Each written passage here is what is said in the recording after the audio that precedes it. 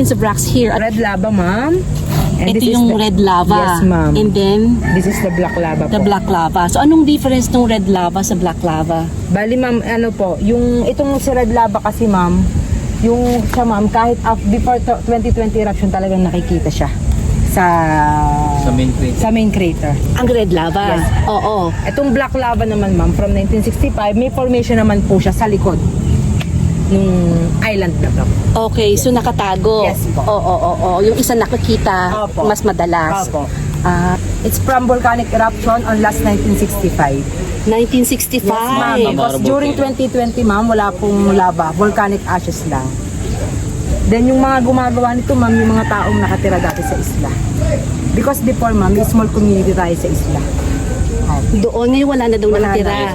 Pinagbabawal Yes, na. ma'am. Ah. Declared na siya, ma'am, as danger zone. So mula pa kailan pinagbabawal yung After 2020 eruption, ma'am.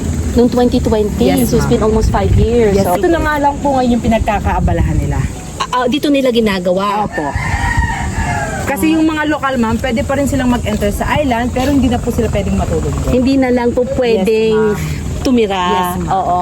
Ano naman ang isa nito? 350, ma'am.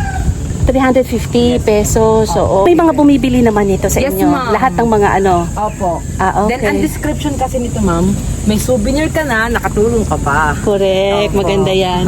So, ang tawag dito ay red lava. Yes. Sa mga pumupunta dito, ang mga turista, nakatulong ka na, may lava ka pa. Maganda yan.